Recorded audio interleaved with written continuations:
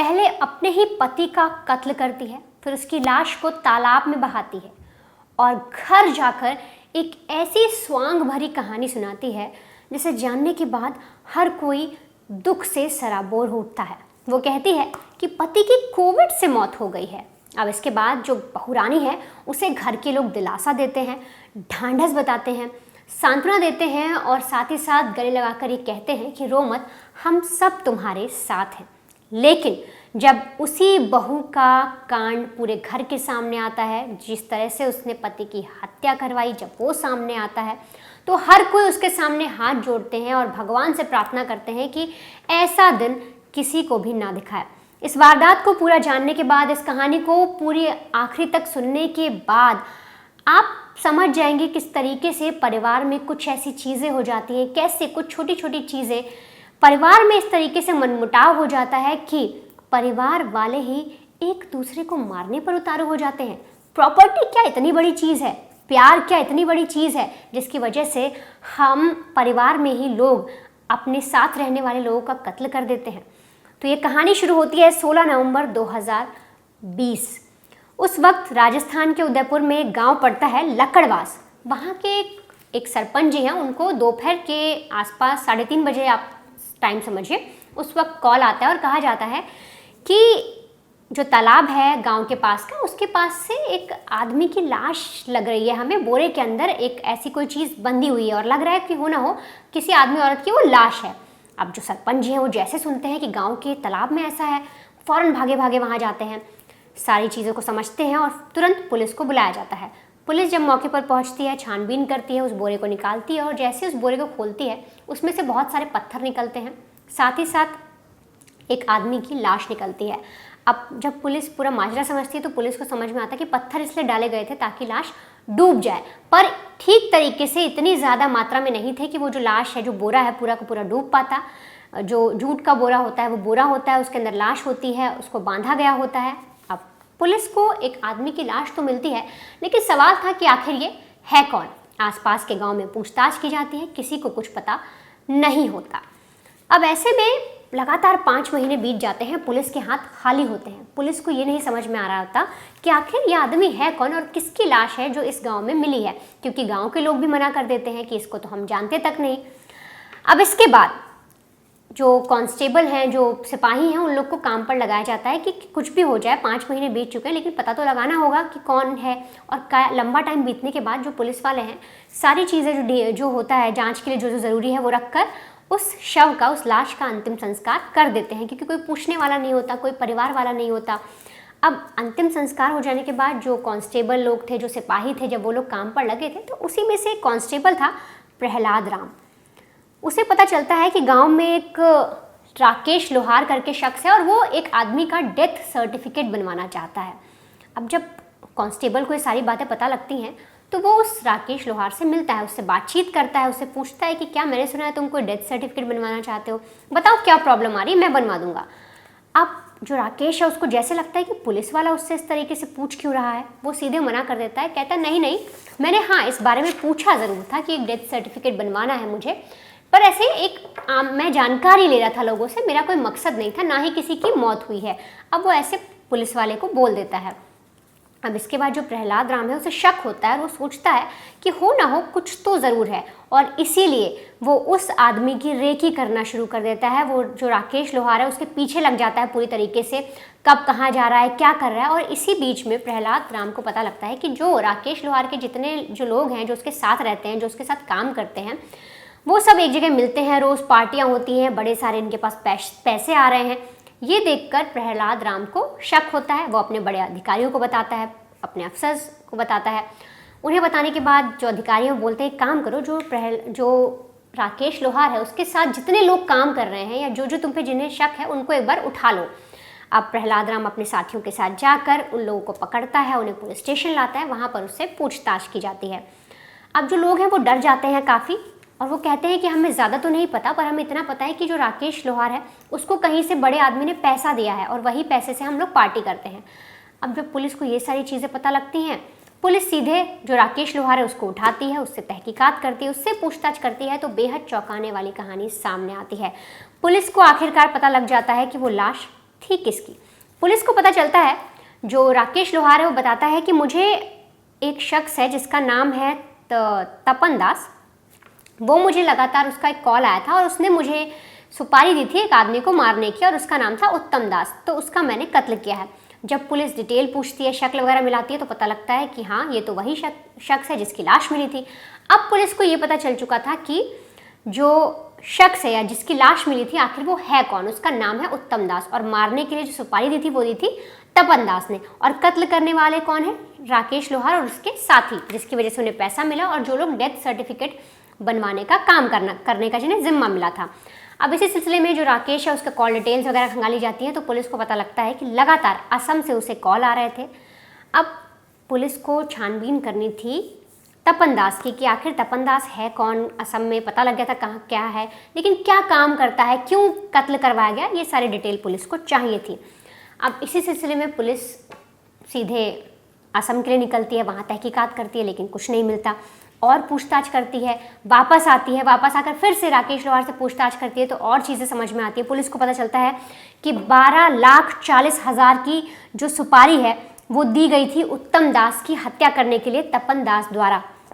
और तो और इन लोगों ने जब हत्या की उसके बाद एक बोरे में, जूट के बोरे में उसकी लाश को बंद किया और उदय सागर तालाब जो पड़ता है, जो लोग वहाँ पर रहते हैं वो जानते होंगे, वहाँ पर उस लाश को फेंका गया। और अब जो राकेश लोहार है वो पुलिस को बताता है कि अब मुझे डेथ सर्टिफिकेट बनवाने का काम मिला था। बातों बातों में पुलिस उससे निकलवाती है कि ये बताओ ये लोग रहने वाले कहाँ के हैं। तो राकेश लोहार बताता है कि साहब ये मुझे कॉल जैसे आप बता रहे हैं असम से आता है, लेकिन ये लोग त्रिपुरा के रहने वाले हैं, त्रिपुरा में ये लोग रहते हैं, वहाँ जाकर आप पता करिए। क्योंकि राकेश लोहार तो फंस चुका था, वो तो एक तरीके से सज़ा का भोगी था ही, लेकिन अब उसका मकसद ये भी था कि जिसने उसे सुपारी दी वो भी पकड़ा जाए, और इसीलिए वो एड्रेस बता देता है, बता देता है कि ये लोग त्रिपुरा के रहने वाले हैं। पुलिस की पूरी टीम सीधे त्रिपुरा निकलती है, वहाँ पर छानबीन करती है और वहाँ जाकर पुलिस को एक बहुत और झटका लगता है। पुलिस को पता चलता है कि जो तपन दास है जिसने उत्तम दास को मारने की सुपारी दी है वो कोई और नहीं, उसका बड़ा भाई है। अब ये जानने के बाद सीधे उसे पकड़ा जाता है, उससे पूछताछ की जाती है कि तुम्हारा भाई है, कहाँ गया है। तो पहले तो बरगलाने की कोशिश करता है, वो कहता है कि जो मेरा भाई है वो राजस्थान गया था, वहाँ पर उसकी कोविड से डेथ हो गई और मैं और उसकी वाइफ जो रूपा है हम दोनों गए थे वहाँ पर, हमने वहाँ पर उसका अंतिम संस्कार भी हुआ और उसकी कोविड से डेथ हुई है। ये सब चीज़ें कहता है। तो पुलिस वाले उसको फ़ोटो दिखाते हैं, कहते हैं हमें तो लाश अभी मिली, आप कैसे कह रहे हो कि ये हुआ है। अब जब ये सारी चीज़ें सामने आती हैं, तपन दास हर तरह से घिरता नज़र आता है, तो पुलिस वाले सख्ती से और कड़ाई से पूछताछ करते हैं, क्योंकि उन्हें लग जाता है कि अब जो तपन दास है वो उनकी बातों में आ चुका है। तपन दास पूरी तरीके से टूटने वाला था, क्योंकि पहले बहुत बरगला रहा था, लेकिन पुलिस के लगातार सवालों से वो टूटने लगा। और फिर पुलिस ने जैसे ही सख्ती दिखाई, उसने हर एक बात पुलिस को बताई और साथ ही साथ उस बीवी का भंडाफोड़ भी किया, जो बिल्कुल सती सावित्री बनकर, जो अपने पति के याद में रो रही थी, तड़प रही थी, अपने ससुराल वालों से ये कह रही थी कि मैं उनके बिना जी नहीं पा रही हूँ, मेरा मन नहीं लग रहा, इस तरीके के तमाम ढोंग कर रही थी, उसका भी भंडाफोड़ होता है। जो तपन दास है वो बताता है कि जो मेरा छोटा भाई है वो शराब का आदी था। पहली वो लाइन ये कहता है। जब पुलिस और कड़ाई से पूछताछ करती है, पुलिस कहती है कि इसका प्रूफ दो, हमने तो पूछताछ की है, तो तुम्हारे भाई के बारे में पता लगा वो बड़ा सज्जन आदमी था। इस पर वो तब इसके बाद जो तपन दास है वो पता लग जाता है कि वो फिर से झूठ बोल रहा है। अब वो बताता है कि जो उसकी बीवी है रूपा, वो मुझसे प्यार करती है। यानी साफ तौर पर जो तपन दास है, यानी जिसका कत्ल हुआ उत्तम दास का, उसका जो बड़ा भाई है वो रूपा को पसंद करता है और रूपा तपन दास को पसंद करती है। यानी कि जो रूपा है, यानी जो उत्तम दास की बीवी है, उसका अफेयर चल रहा था अपने ही जेठ से। वो लगातार अपने जेठ से प्यार कर रही थी, उसके साथ अफेयर था उसका, उनके संबंध भी बन रहे थे। और ये चीज़ें जब उत्तम दास को पता लगी तो उसे सब चीज़ें रास नहीं आई। उसने कई बार मना भी किया, लेकिन लगातार ये चीज़ें बढ़ती चली गई। अब इधर जो बड़ा भाई है उसको प्रॉपर्टी पर भी हाथ आजमाना था, उसको अपने भाई की प्रॉपर्टी भी चाहिए थी, और इसीलिए वो एक ढोंग रचता है। ये दोनों मिलकर, रूपा और जो बड़ा भाई है जेठ जी हैं, वो दोनों मिलकर पूरी प्लानिंग करते हैं। और प्लानिंग के तहत एक टेंडर के लिए कहा जाता है कि देखो भाई, तुम्हें यहाँ से राजस्थान जाना है, वहाँ पर हमारा टेंडर रुका हुआ है, एकदम पास हो जाएगा अगर तुम चले जाओगे, सिर्फ साइन कर रहा है। अब जब घर वालों को ये बात बताई जाती है, घर वाले बोलते हैं उत्तम को कि ठीक है तुम चले जाओ, तुम्हारा जाना ज़रूरी है। ऐसे में उत्तम दास राजस्थान पहुँचता है। इन लोगों ने पहले से ही, राकेश लोहार और उसके साथियों से इन लोगों ने पहले से ही पूरा सेट कर रखा था कि मेरा भाई ऐसा दिखता है, तस्वीर भेज रखी थी और बता दिया था कि तुम्हें इसे कैसे भी करके मारना है।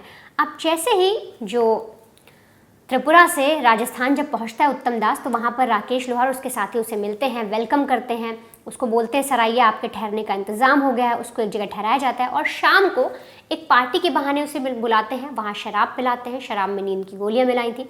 गोलियाँ मिलाने के बाद जैसे ही वो शराब पीता है वो बेहोश हो जाता है, एक तरीके से नींद में चला जाता है। उसका गला दबाते हैं, उस पर वार करते हैं। जब उसकी मौत हो जाती है तो उसकी लाश को बोरे में पैक करते हैं, कुछ पत्थर डालते हैं और फिर उसे ले जाकर तालाब में छोड़ देते हैं। उन्हें लगता है कि जो लाश है वो डूब जाएगी, पर ऐसा नहीं होता। जो पत्थर डाले गए थे, जो वहाँ पर ईंट पत्थर थे, वो कम पड़ जाते हैं और इस वजह से जो लाश है पूरी तरीके से पानी में नहीं डूब पाती और वो ऊपर तैरती रहती है। और इसी वजह से जो गाँव के लोग हैं वो उस लाश को देख पाते हैं। अब ये सारी बात पता लगने के बाद पुलिस पूछती है कि फिर तुम लोगों ने कैसे जब तुमने कत्ल करवाया तो घर वालों से क्या कहा, तुम्हारा भाई वहाँ गया हुआ है, कैसे तुमने कत्ल करवा दिया? तो बताता है कि जब मेरे भाई का कत्ल हो गया, उसकी लाश को तालाब में फेंक दिया गया, तब मैंने एक नाटक रचा, मैंने और रूपा ने। एक कॉल आया हमारे पास, ऐसे फ्रॉड कॉल आया जिसमें ये बोला गया कि मेरे भाई की कोविड से मौत हो गई है।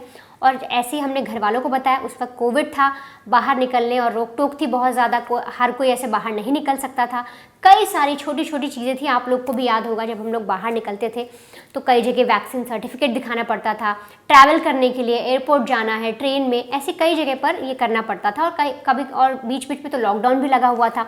तो इसीलिए वो बताते हैं कि सिर्फ मैं और रूपा परिवार वालों को बहाना बनाकर, उनको ये बताकर कि सब लोग नहीं जा सकते, मैं और रूपा वहाँ से निकलकर सीधे राजस्थान आते हैं। यहाँ पर कुछ दिन रुकते हैं, अय्याशी करते हैं, घूमते फिरते हैं, होटल्स में फिल्म देखते हैं, एक साथ टाइम बिताते हैं। ये जो आप तस्वीर देख रहे हैं उसी वक्त की हैं, जो तपन दास के साथ जो रूपा की तस्वीरें दिख रही हैं, यानी जेठ के साथ जो उनकी बहू है घर की, उसकी जो तस्वीरें दिख रही हैं, ये वही तस्वीरें हैं जब ये लोग राजस्थान आते हैं। उस वक्त ये लोग जब मौज मस्ती करते हैं। इनके इस रूपा के पति का तो कत्ल हो चुका था, उसे इसकी परवाह भी नहीं थी।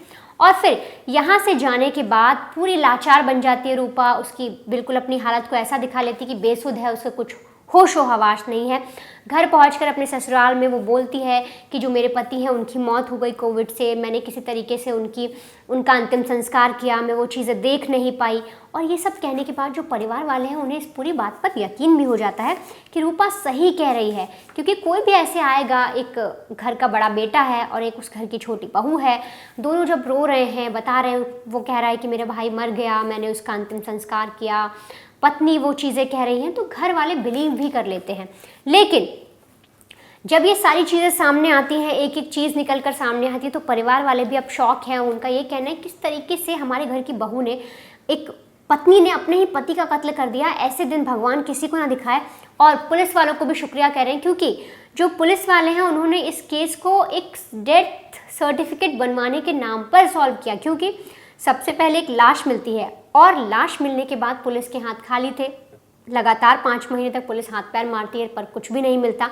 और इसके बाद जब एक कांस्टेबल प्रहलाद राम जिनका नाम है, वो जब इस पूरे केस में एक्टिव होते हैं, नज़र रखते हैं और एक डेथ सर्टिफिकेट पे जब उनका माथा ठनकता है और उसी क्लू को लेकर जिस तरीके से वो जांच करते हैं, इन्वेस्टिगेशन करते हैं, तो ये पूरा केस खुलकर सामने आता है। वरना आज भी ये समझा जाता, जो उत्तम दास के परिवार वाले हैं वो आज भी ये समझते कि उनका बेटा तो कोविड की वजह से गुजर गया, कोरोना उसकी मौत की वजह है, लेकिन असली वजह तो उनके घर में ही मौजूद थी, उनका बड़ा बेटा और उनकी छोटी बहू।